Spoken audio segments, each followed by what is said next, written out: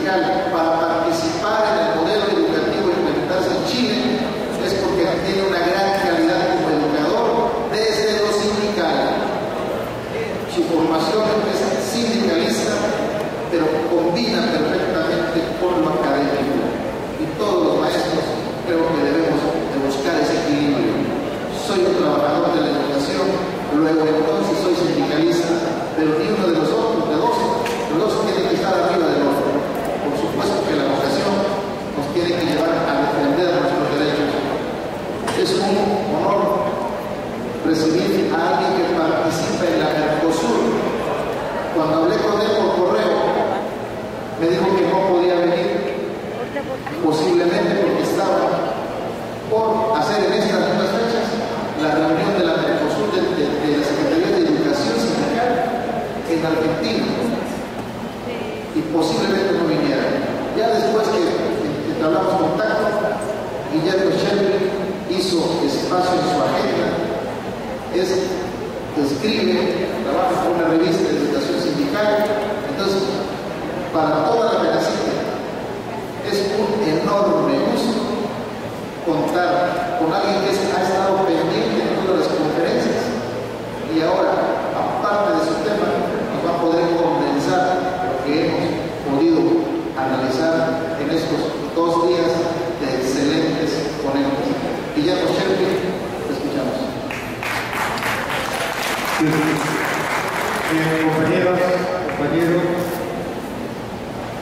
buenas tardes a todos. Yo voy a tratar, uno sabe cuando va a desarrollar su vida en el campo de la lucha social, sindical, sabe que hay buenas cosas que hacer. Y por lo mismo nosotros nos compramos a conversar de las cosas que pasan, pero a mí me une con México una relación filial muy grande. No lo digo porque esté con ustedes, sino porque creo que es justo señalar. Hace 40 años atrás, yo tenía 17 años, ocurrió el golpe. Fui secuestrado en el liceo donde trabajaba, porque era dirigente de la Universidad de Pérez, donde yo estudiaba. Me llevaba a la Academia de Guerra Naval y ahí no se sabía qué pasaba. Y yo fui uno de los pocos que supo qué podía pasar, porque cuando te estaban dando, vuelven muy enojados y dicen: ¿qué tienen que ver los mexicanos contigo? Claro, compañeros que estaban en libertad se habían movido, habían llamado a la embajada, una sola, que respondió fue la embajada mexicana, llamando a la comandante en jefe de la Marina, preguntando por el presidente. En ese minuto a uno le siguió doliendo igual, pero sabía que iba a seguir conmigo. Eso no se olvida jamás.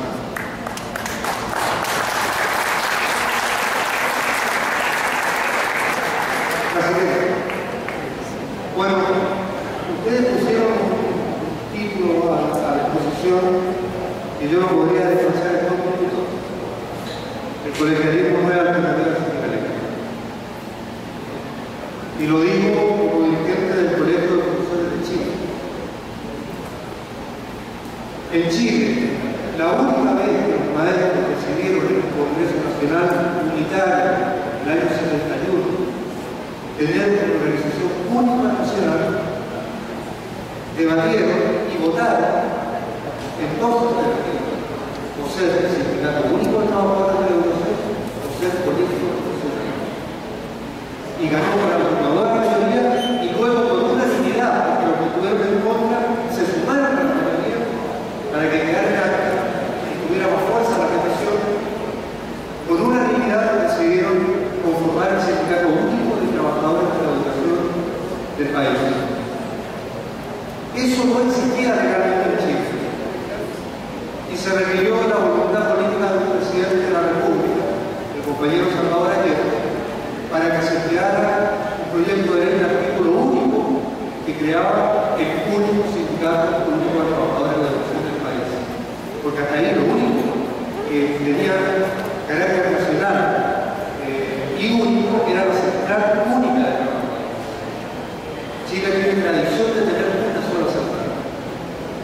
¿Qué ocurre? Que cuando viene el golpe se proscriben las organizaciones sociales, se proscriben los partidos políticos, pero se dicta un decreto el mismo 11 de septiembre que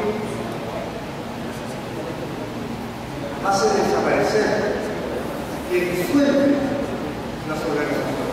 Y son solo dos organizaciones, la Central Unitaria de Trabajadores y el Sindicato Único de Trabajadores de la Educación. A partir de ahí los maestros en dictadura quedaron sin organización. Y el año 74,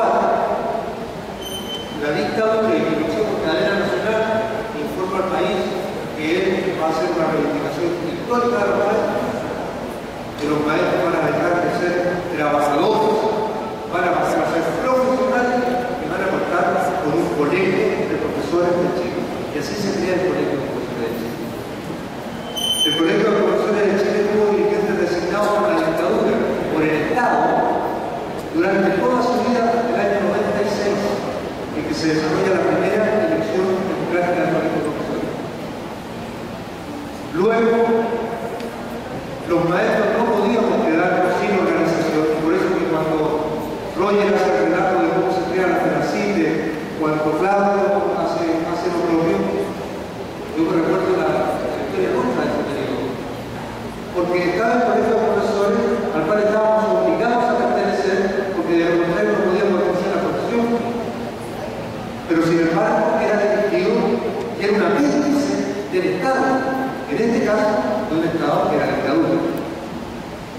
¿Qué hacíamos en esas circunstancias? Y se generó un gran debate entre los grupos que comenzábamos a organizarnos en torno al deporte, en torno al arte, en torno a diversas iniciativas en distintas regiones del país. Si creaba una organización para encabezar la lucha de las mujeres contra la dictadura, o seguíamos esperando la organización del Colegio de Profesores. Y la opción fue crear una organización. Esa organización fue la Asociación Gremial de Educadores de Chile, la AGES. Organización que nunca tuvo una gran cantidad de afiliados, pero que si ustedes van a reunir la historia de la dictadura, se van a dar cuenta cuál fue el rol que, no siendo una organización mayoritaria de afiliados, jugó en la lucha por la democracia y por la defensa de la educación pública en el país. Cuando el año 97 se hace la segunda elección democrática del Colegio de Profesores, y ya siendo evidente que era una elección universal, que no iba a contar con fraude, quienes estábamos en la AGES disolvimos la AGES, la Asociación Gremial de Educadores de Chile, y fuimos al Colegio de Profesores. El que hoy día exista Colegio de Profesores en Chile es una circunstancia histórica de la coyuntura política. Debatir hoy día en el país si nos transformamos en Sindicato Único de Trabajadores de la Educación es temporal, nos restaría fuerza, y por lo mismo hemos optado en este momento de la historia, mañana será otro, pero en este momento de la historia, por conservar el Colegio de Profesores, pero darle el carácter de vida sindical a la organización. ¿Cómo se comprueba eso? Somos fundadores de la Central Unitaria de Trabajadores. La actual presidenta de la UNC en Chile es una dirigente del Colegio de Profesores que tiene 33 años y actualmente ha sido electa por la votación democrática de los trabajadores chilenos presidenta de la UNC.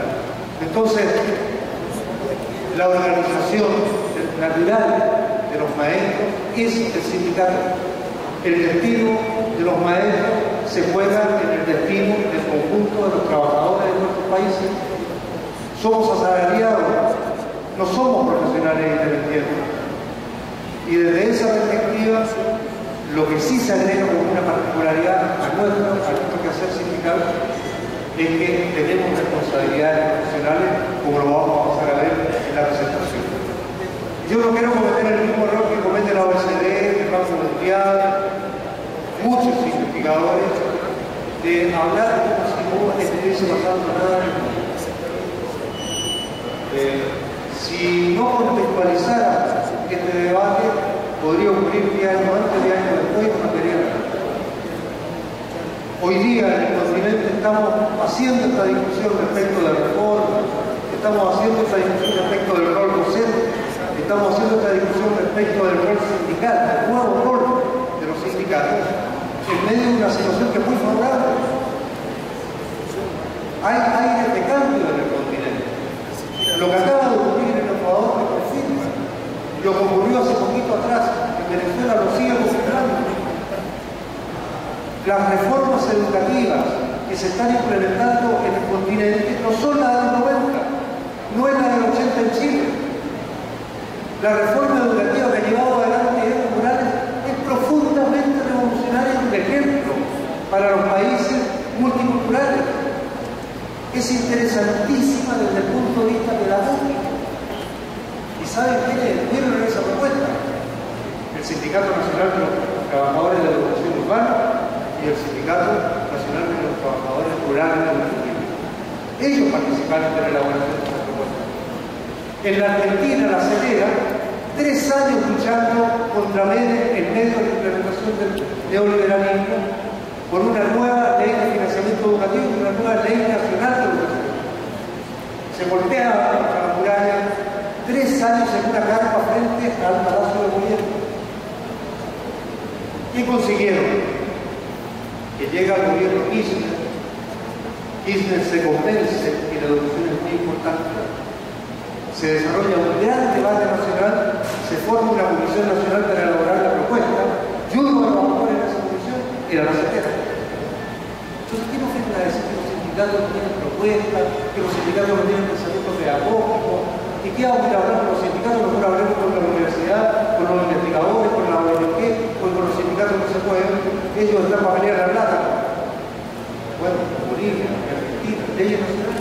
En el Uruguay, la FENAPE, FUM, la organización primaria y secundaria del Uruguay, encabezaron el debate nacional con la nueva ley de educación uruguaya, sumamente progresista. ¿Qué les quiero decir? No voy a seguir con el cuento para darme ustedes de vuelta. ¿Qué les quiero decir? Que lo que se está haciendo en México es volver al pasado. Está atrasado.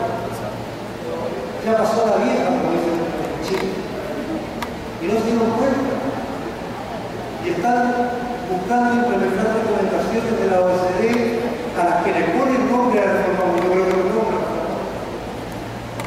Esto no es una reforma, no tiene carácter de reforma.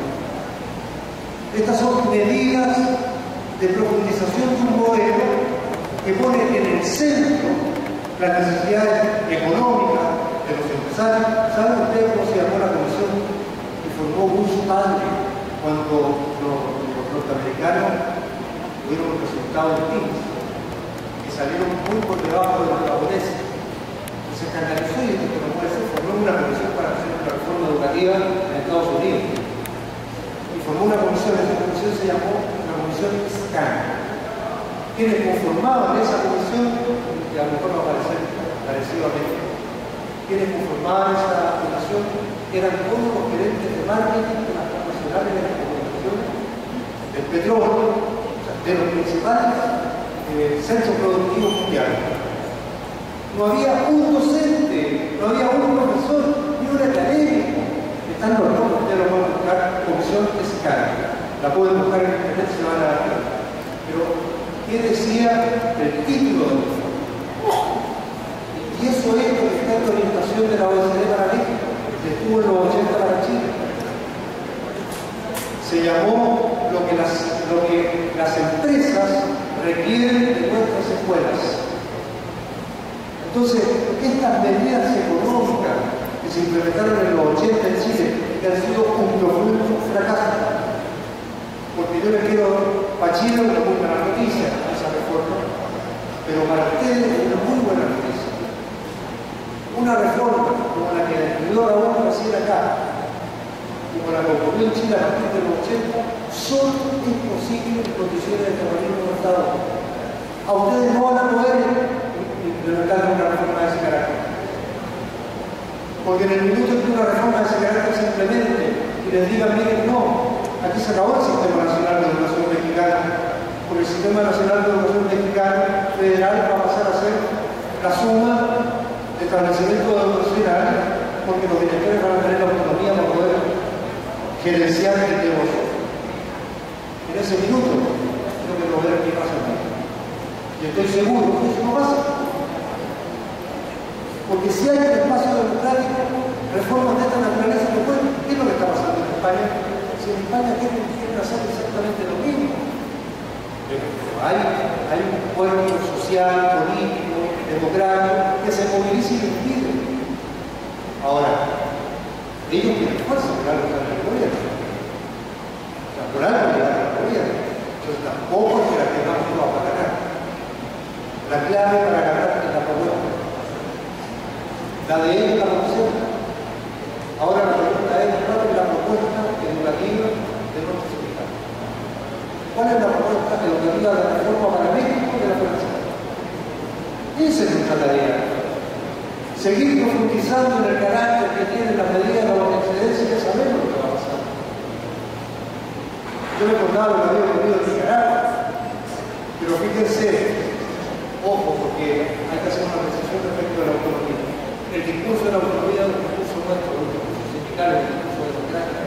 Nosotros queremos autonomía en la escuela, pero de la autonomía que hablamos nosotros es muy distinta de la autonomía que habla el Estado. Nuestra autonomía es autonomía pedagógica, nuestra autonomía es autonomía para la innovación, para la investigación, para el desarrollo de la escuela, para el desarrollo del vínculo de la escuela con la comunidad. Esa es nuestra propuesta de autonomía. ¿Cuál es la propuesta de la autonomía del mercado? Atribuciones gerenciales a los directores para que el Estado federal se ahorre la negociación con el sindicato, se ahorre el conflicto con la autonomía docente, se ahorre cuando contrata a los docentes. Y finalmente busquen atomizar la lucha por la educación pública, que es lo que ocurrió en Chile. La siguiente, por favor. Bueno, ya se habló bastante de la reforma en Chile. Yo lo único que quiero señalar es que si uno ve todo lo que se puso recién, si uno toma la lámina que se puso Víctor respecto de los itinerarios de las reformas de mercado de la educación, nos vamos a dar cuenta que lo que está en el fondo, no hablo de Europa, no lo sé de Europa, pero en América Latina lo que está en el fondo es una medida política e ideológica. El fin en sí mismo no es el mercado es un instrumento. Pero un instrumento para qué? Un instrumento para terminar con los sistemas públicos y el carácter que la escuela pública tuvo en nuestros países en América Latina. La construcción de los sistemas educativos públicos y la escuela pública en América Latina fue un elemento no solo movilizador y desarrollador de capacidades humanas, fue movilizador de democracia, de comunidad democrática. El gobierno popular en Chile al año 73 es inconcebible sin la escuela pública chilena. Entonces, ¿cuál es la cuenta que sacan los neoliberales y que sacan los sectores de derecha en nuestros países? Mientras exista un sistema público, una escuela pública, docentes con cabeza propia, actuando en esos establecimientos, mientras existe un sindicato fuerte, organizado sindicalmente en el ámbito de los docentes, la profundidad del neoliberalismo tiene limitaciones en nuestro país. Entonces hay que terminar con la escuela pública, pero eso es un discurso que no se puede decir explícitamente, porque es muy impopular. Entonces, ¿qué ocurre? Que se buscan distintos caminos para terminar con ello. No se declara, se dice, vamos a reformar la educación, que incluso resulta popular para el sentido común de la gente, compañeros, eso hay que tener mucho cuidado. Mira, hay un pensador, un intelectual norteamericano, Michael Apple, se escribe igual que la avanzada. Michael Apple, a propósito del avance del conservadurismo en los tiempos de Reagan, dictó una conferencia que se llamaba ¿Por qué viene ganando la derecha? Pues todavía no ganaba la derecha. En Estados Unidos era evidente que venía avanzando. Y él dice una cosa muy interesante. Los sectores progresistas y revolucionarios no se han percatado que el capitalismo en esta fase de su desarrollo ha tenido la capacidad de entrar al sentido común del tiempo. Ha logrado traducir su doctrina económica al sentido común de la vida. Y eso es muy grave, porque ¿saben qué significa eso? Eso significa, por ejemplo, la expresión de sentido común de que vale o se vale. ¿Sí o no? ¿Es sentido común o no es sentido común? No, colegio valora a los padres. ¿Es sentido común o no es sentido común en nuestros países que los públicos manden y los privados buenos? Que los privados se proponen las cosas que el Estado, y por eso entonces es mejor privatizar.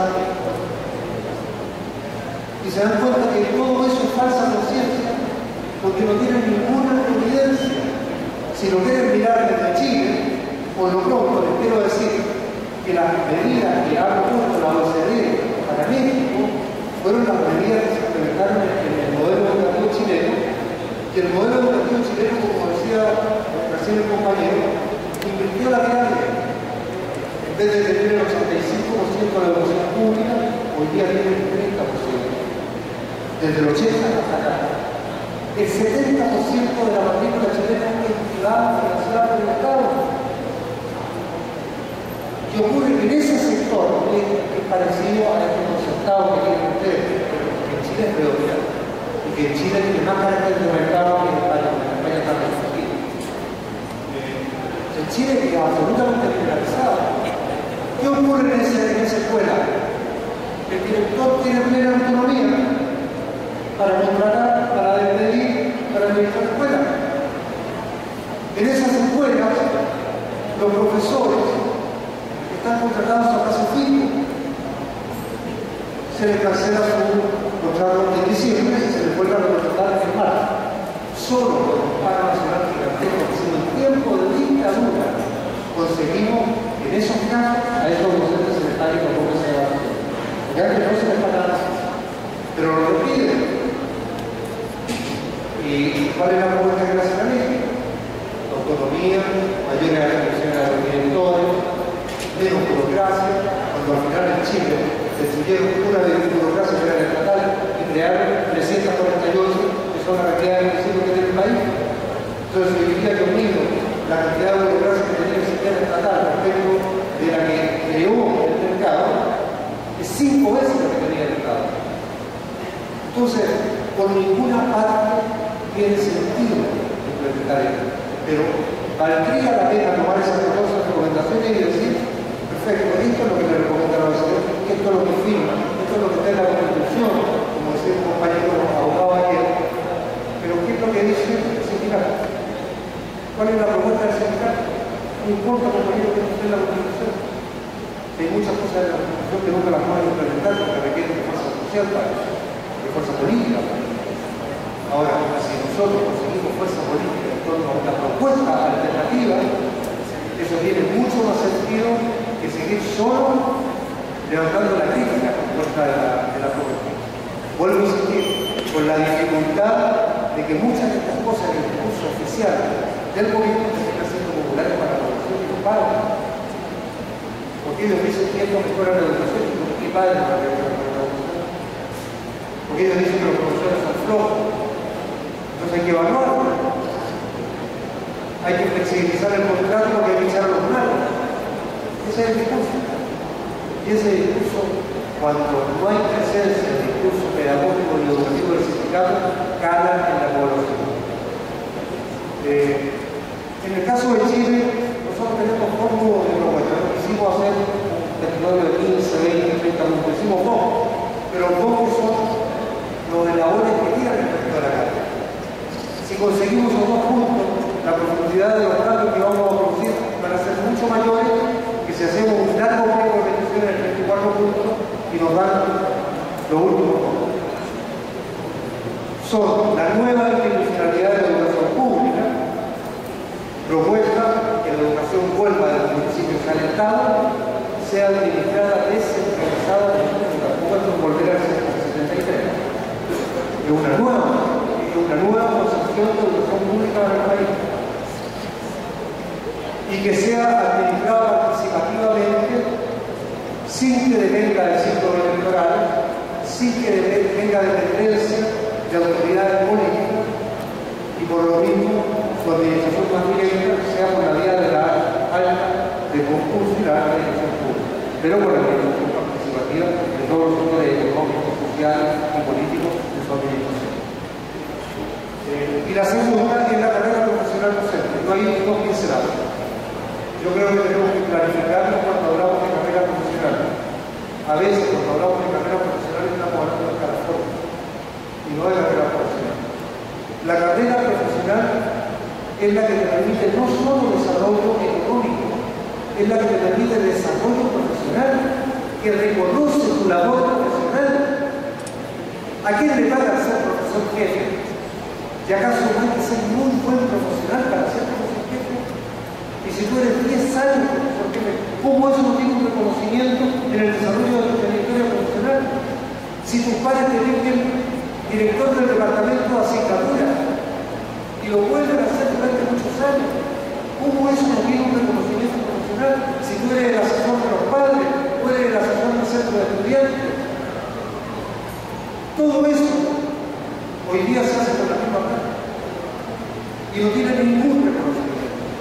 Entonces, el reconocimiento principal de una carrera tiene que estar en primer lugar en el aula, porque nosotros vivimos escalafones expulsivos profesionalmente. Para desarrollar tenemos que salir del aula. Entonces, los mejores a veces salen del aula ¿para qué? Para ser directores, para ir a la academia, porque no tienen posibilidad de desarrollo profesional en el aula.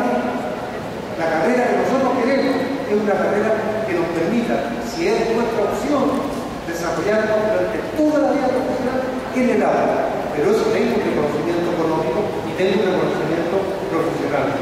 Se dan cuenta que eso es distinto del solo escalafón. Entonces tenemos que profundizar en esa forma. Estas dos propuestas hoy día cuentan en Chile, porque esto no se hace solo, alguien decía adelante, esto no lo hacemos los profesores. Nunca en ningún país los profesores solo hacen una reforma. La reforma se hace con el país, con la sociedad y principalmente con los trabajadores. Si no están los trabajadores, no hay cambio. No hay cambio. En Chile ustedes ven la movilización estudiantil muy valiosa, pero valiosa en tanto permite ganar conciencia en el mundo de los trabajadores, y en tanto los trabajadores se pongan a la cabeza de esa movilización, se produce un cambio.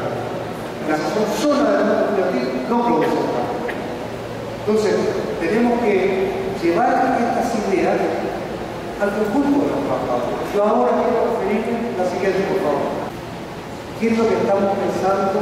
No solo, yo quiero decir a los compañeros que con ustedes, nosotros aquí no venimos a dar lecciones, porque sería impropio de dirigentes sindicales. Venimos a mostrar lo que estamos haciendo en nuestro país, lo que sirva para México, que México decía si lo toma o no lo toma. Pero aquí no hay lecciones. Y en segundo lugar, esto no es la genialidad de los opositores. Estos resultados del intelectual colectivo, del magisterio, del IVAI, de los países con los que nos relacionamos, con los que hemos construido la internacional de la educación, en consecuencia del intelectual colectivo de los países del Mercosur, que han conseguido que los ministros firmen juntos con las centrales sindicales y los sindicatos docentes, que vamos a enviar una carta a la OECD y la MISA para que le entregue a los gobiernos el conjunto de los elementos metodológicos que componen la prueba, porque nunca ha sido entregado. Y que nos expliquen cómo es posible que digan que China está en el primer lugar de PISA cuando China presenta una comuna para ser evaluada en PISA, que no alcanza a representar más del 0,5% de sus habitantes. Entonces hay engaño. Explíquenos metodológicamente qué quieren decir. Pero además fijamos con nosotros poco más la creación del Instituto Latinoamericano de Evaluación Educativa. Y una tercera, que es la revista del Mercosur Educativo, en cuyo comité editorial forman parte cada uno de los países, pero hay un representante de los sindicatos docentes en el Consejo Editorial de la revista. Entonces, es posible avanzar, pero vuelvo a decir que solo necesitamos la alianza con el mundo de los trabajadores, necesitamos convencer a los sectores políticos más progresistas de que vale la pena luchar por la educación pública, que no hay que rendirse frente a las recomendaciones del modelo. Las dos propuestas que yo acabo de relatar hoy día. Y considero ustedes que cuando yo hablo de oposición política en Chile estoy hablando de partidos que gobernaron por 20 años y no hicieron el contacto. Y podría ser una autopista. Yo no formé nunca parte de la presentación, la parte de un partido parlamentario que hoy día ha logrado poner el final. Pero hay partidos que por 20 años, por tanto, no produjeron estos cambios. Y que se compraron esta reforma. Y que en el 90 dijeron en un informe que la municipalización era valiosa, y hoy día hasta la derecha dice que la municipalización es un fracaso. Entonces,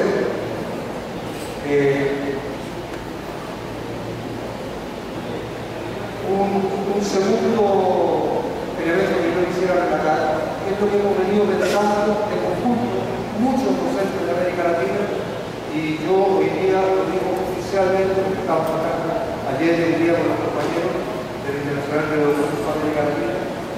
Queremos con toda nuestra fuerza que los profesores mexicanos se incorporen a este debate.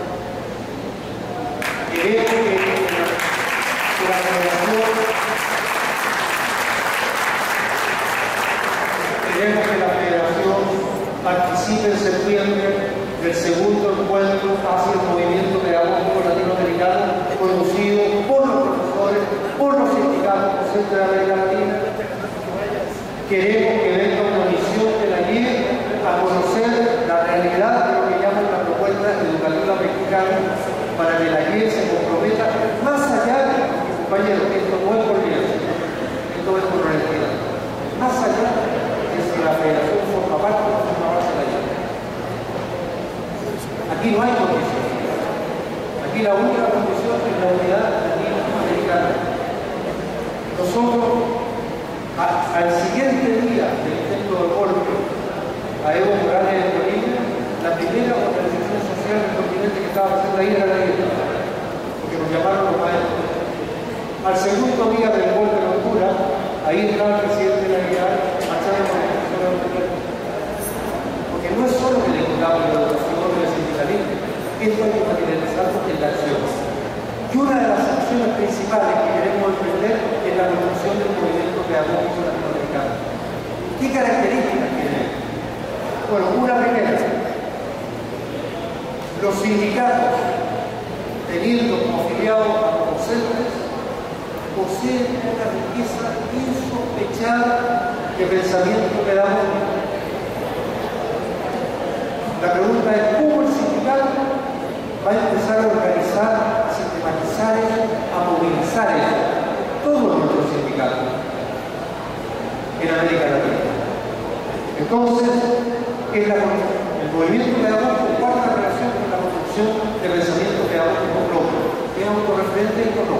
Somos uno entre muchos que tienen que opinar respecto a esto. Pero ¿qué es lo nuevo que está ocurriendo en el continente? Lo nuevo es que los sindicatos quieren hacer como movimiento pedagógico.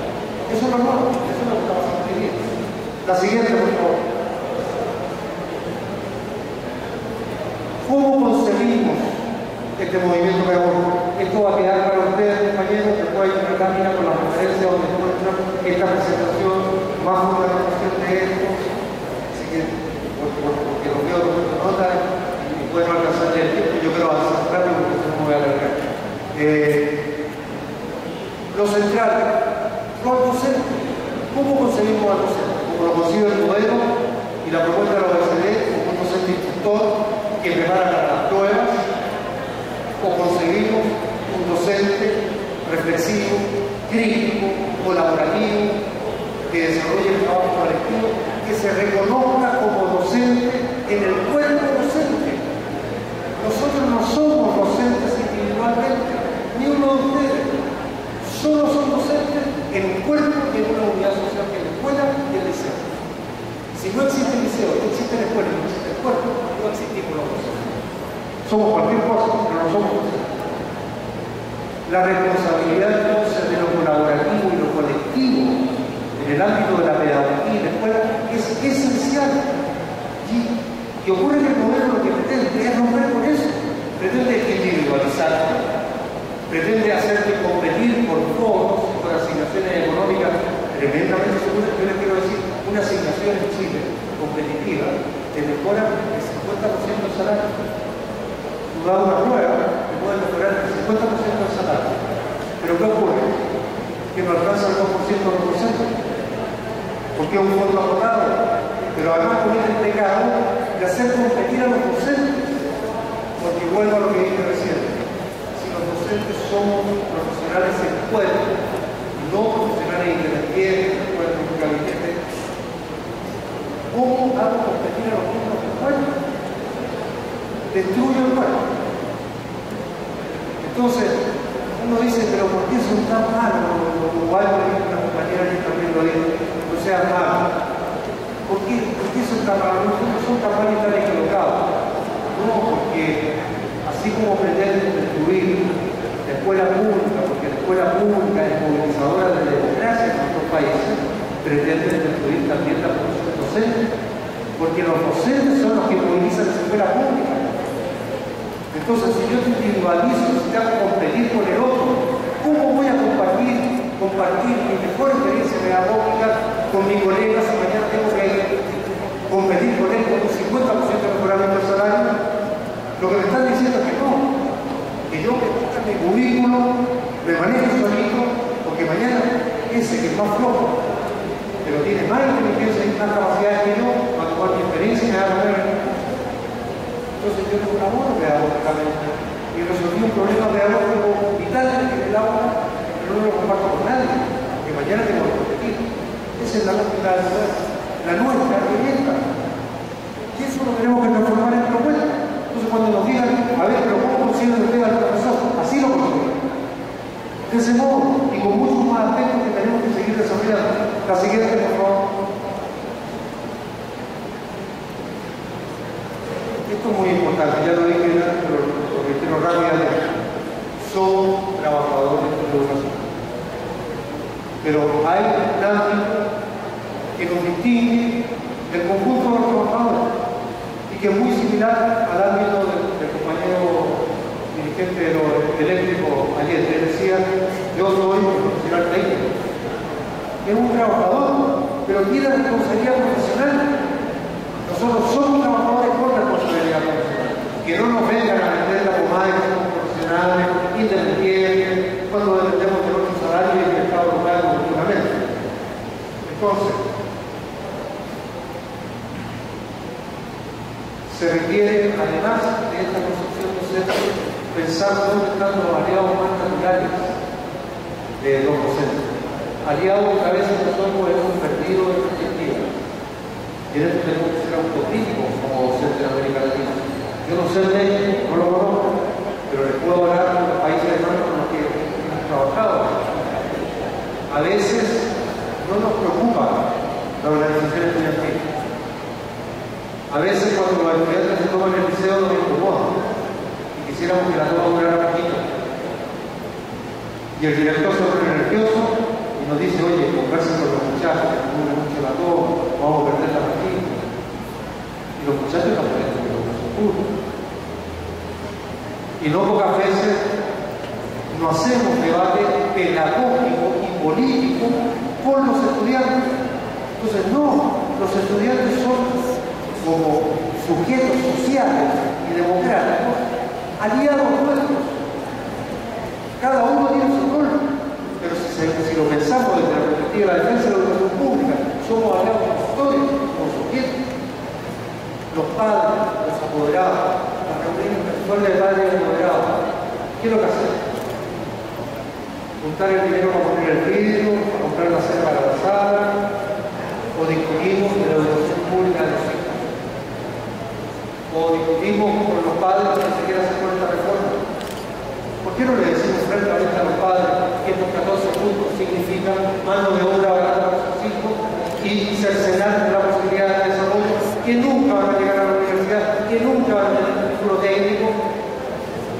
Porque lo más probable es que se liberalice la migración por Estados Unidos y esta mano de obra barata va a pasar rápidamente para arriba a los cortes electorales, a los trabajos que los norteamericanos no hacen, pero que quieren que trabajen los latinoamericanos. ¿Por qué no le decimos eso a los padres? Porque cuando el padre no tiene conciencia de eso, va a entender que tiene que defender la educación pública y que tiene que defender al maestro y valorarlo. Si no, no se para. Sigamos con la siguiente. Esto es la experiencia chilena. Nosotros tenemos un movimiento pedagógico hace 13 años que contó con la colaboración de comisiones obreras, de FEDE, de los colegas noruegos, suecos, un gran apoyo. Con grandes virtudes desarrollamos investigación y acciones en los docentes de aula, generamos grupos de investigación en todas las regiones del país, generamos seminarios en todas las regiones del país de formación el liderazgo pedagógico, no de liderazgo pedagógico. Nada de que ustedes vengan a decir que no quieren formar como líderes pedagógicos, no les creen. Los líderes pedagógicos se forman en los cursos. Pero sí uno se puede formar en el liderazgo pedagógico. Pero ¿qué ocurrió? Que después de 13 años pasaron 7.000 docentes chilenos por el movimiento, pero no lo pacificaron. Entonces, uno de los errores que cometimos es que nos concentramos en una sola forma orgánica, los grupos de investigación arqueológica, pero dejamos fuera, por ejemplo, a colegas que no querían investigar, pero que a lo mejor querían formar parte de un círculo de estudio, de un seminario, de un ciclo de charla, o del debate de un problema pedagógico que tengo en el aula por los demás docentes de aula de la universidad. Entonces, el movimiento pedagógico que queremos crear en el seno de los sindicatos, digamos, ustedes insistir en eso, el movimiento pedagógico es de los sindicatos. El sindicato dirige el movimiento pedagógico. No es un movimiento pedagógico al que tiene actitudes pedagógicas más, porque buscamos que el conjunto de los afiliados del sindicato se involucre con esto y no solo los que tienen un movimiento pedagógico de masa. Estamos claros que no todos los docentes van a ser investigadores de la generación, estamos claros que no todos los docentes se la van a pasar en círculos de estudio, pero todos los docentes debieran saber que la federación tiene un movimiento pedagógico al cual pueden acceder, al cual pueden ir a acercarse. Segunda lección del movimiento pedagógico chileno: no todos los docentes de Chile conocieron de la experiencia del movimiento pedagógico. Tenemos que corregir. Esto es muy importante. Yo no sé en México, pero en América Latina, la presión por el apoliticismo, entre comillas, la presión por suponer que es promiscuidad hablar de política, que es promiscuo conversar con los partidos, que el movimiento tiene que ser puro, neutro. Nada es neutro, compañeros, porque los que dicen eso son los que quieren precisamente que no avance la idea progresista y la idea de cambio en la educación pública y en el profesorado. Entonces, no, nosotros queremos un movimiento militante, de militantes sociales, que el afiliado al sindicato sepa que milita en el sindicato, y que la militancia en el sindicato no solo es respecto del desarrollo de las condiciones laborales o del desarrollo pedagógico, no es también respecto de su desarrollo de vida, de la convivencia, del desarrollo del cuerpo docente en el sindicato también. Eso es de una enorme riqueza, eso se ha perdido en nuestro continente. Yo fui hijo de docente, yo me acuerdo todos los años del paseo y nunca se me olvidó el paseo de la escuela de mi padre, en el que yo convivía con los hijos de todos los tíos de la escuela, que eran los colegas de mi padre. Eso el modelo lo ha entendido, porque eso le da identidad a la escuela. Si la identidad está en los actores, no está en el edificio, la identidad la ponen los docentes, la ponen los estudiantes, la ponen los padres. Si yo destruyo esa relación, no hay identidad. Y lo que hay es un buen negocio que hay que diferenciar. Bueno, un movimiento que es de carácter nacional, pero que hoy día quiere tener la virtud de ser latinoamericano. Fíjense, piensen ustedes por un minuto en la tremenda energía intelectual, la tremenda energía de creatividad, de innovación que podríamos recoger si en toda América Latina vamos a la escuela a recoger saber pedagógico, a saber cómo resolviste la enseñanza de la forárea. El niño que llegaron a la escuela y no hablaba. Y tú le hablabas y ellos no hablaban. ¿Cómo le enseñan a la forárea a un niño que no habla? Y no se atreve por diversos motivos. ¿Cómo resolviste ese problema? Bueno, y eso es el intercambio en el movimiento pedagógico. Eso lo recoge el movimiento pedagógico. Lo sistematice, lo haga revista, lo haga libro. Eso pide para el desarrollo incluso de la formación. Incluso de la formación inicial docente, otro ámbito en el cual la federación, el sindicato tiene que opinar. Es un ámbito de opinión pedagógico, educativo, sindical, de cómo se están formando los docentes. ¿Cuál es el currículum de formación de los docentes?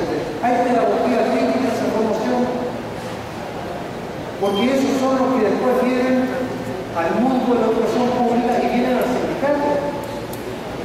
Y a su vez discutir cómo desarrollamos la formación continua de los docentes. ¿Cuál es la propuesta del gremio? Ojo, no para que la haga el gremio, porque aquí el que tiene que hacerse responsable de la formación continua del Estado no es el gremio.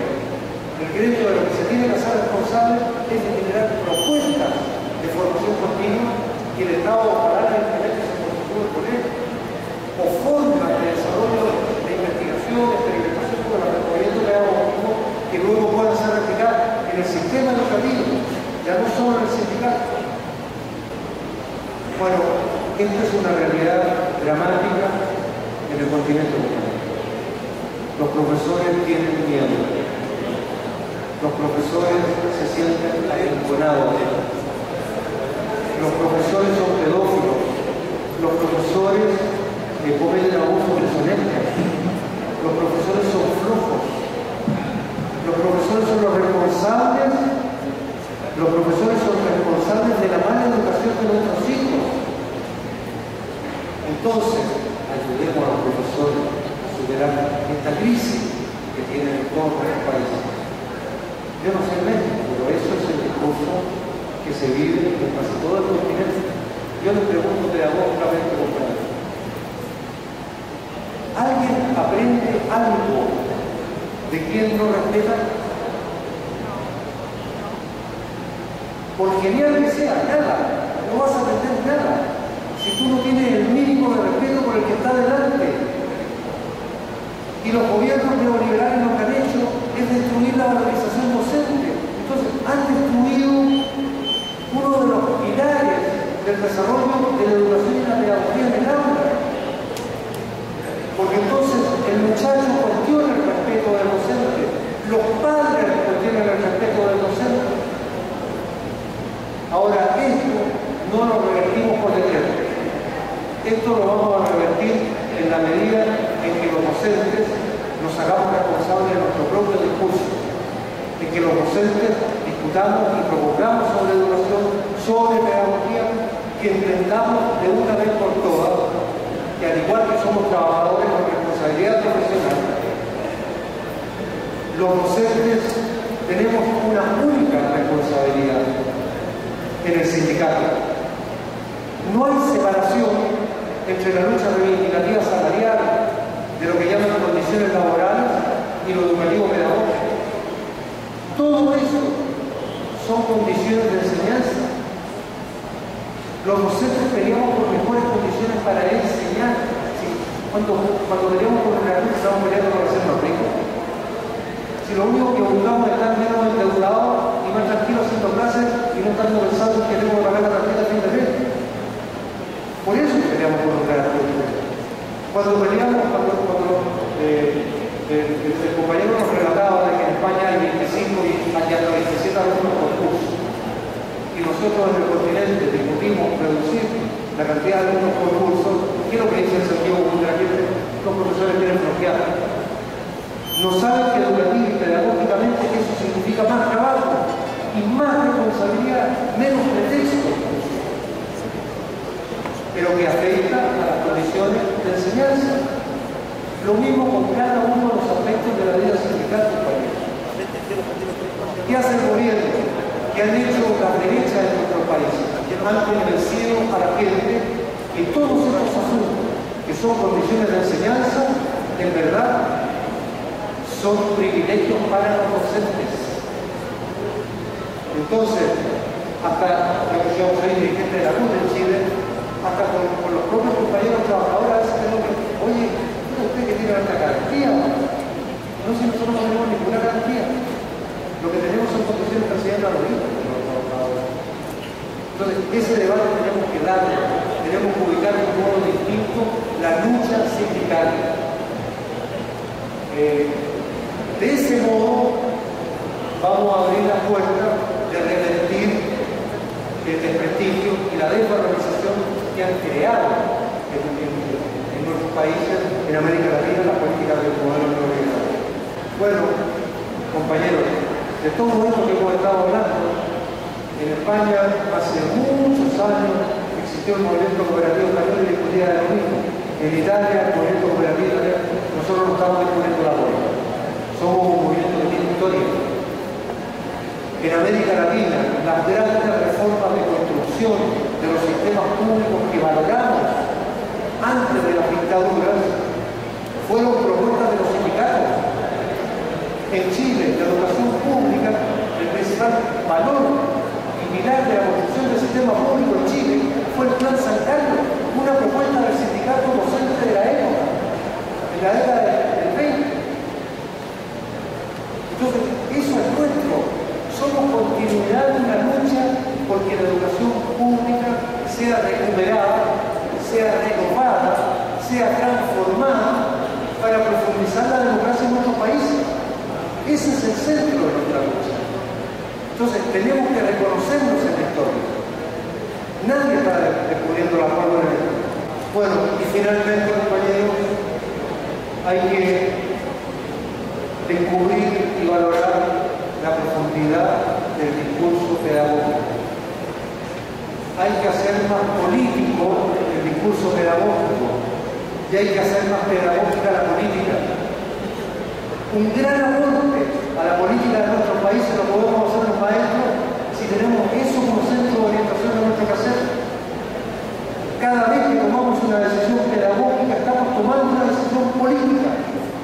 Entonces que no nos vengan a decir que no discutamos de política, que no nos vengan a decir que son políticos. Somos políticos porque somos docentes, porque somos pedagogos y la pedagogía es política.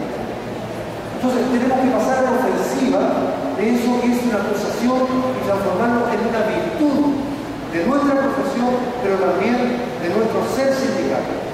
La presentación va a quedar aquí. Yo rápidamente les cuento por qué puse esta referencia.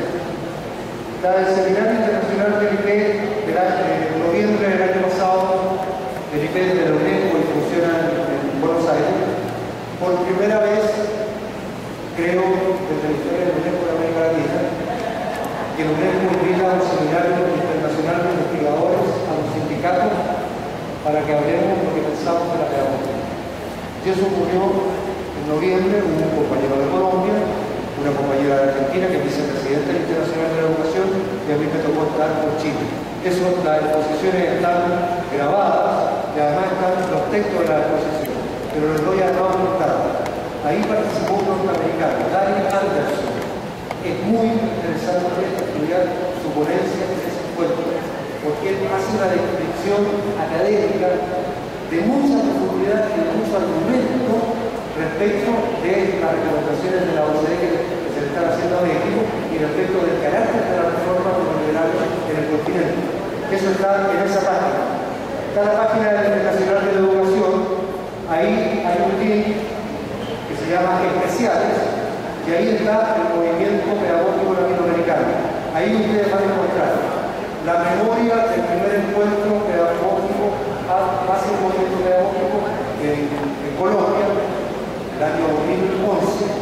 Van a encontrar parte de esta exposición que es el decálogo del movimiento pedagógico y van a encontrar presentaciones que hicieron diversos docentes del continente, parlamentarios también, docentes, que han sido los insumos que luego en el año 2012 empleamos para desarrollar los encuentros nacionales del movimiento pedagógico, que se va a encontrar con sus resoluciones en septiembre de este año en Recife, en la ciudad natal de Paulo Freire.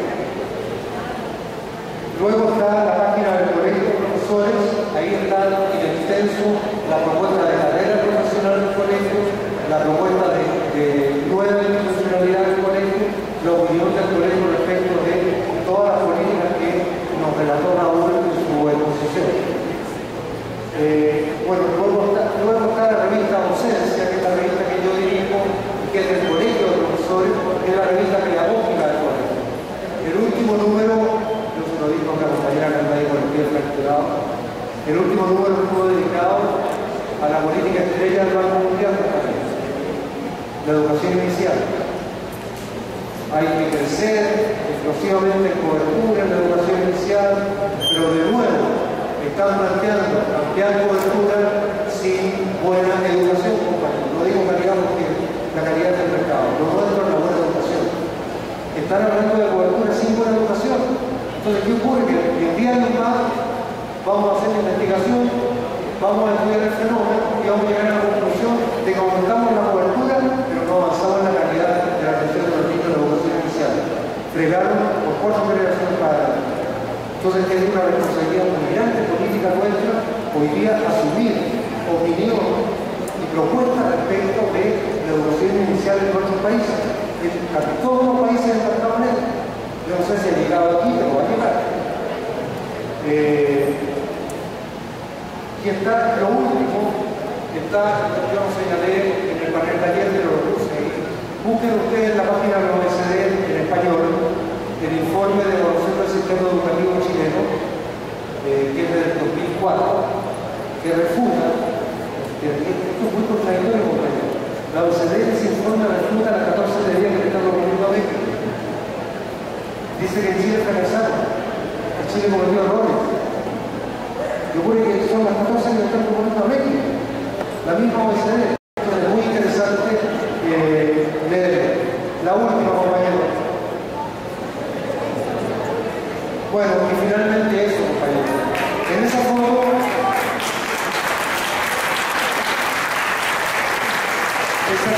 tiene una particularidad que yo desearía también esté aquí en México con la FENACYT. En esa foto hay norteamericanos, hay argentinos, hay brasileños, hay costarricenses y hay chilenos. Y están marchando por la Alameda de Santiago defendiendo la educación pública de Chile. Así como nosotros fuimos a Sao Paulo a exigir que el gobierno promulgue la ley que otorgue el 10% del PIB para la educación, que es lo que pelean los maestros en el Brasil, y estamos peleando con los compañeros argentinos en las calles de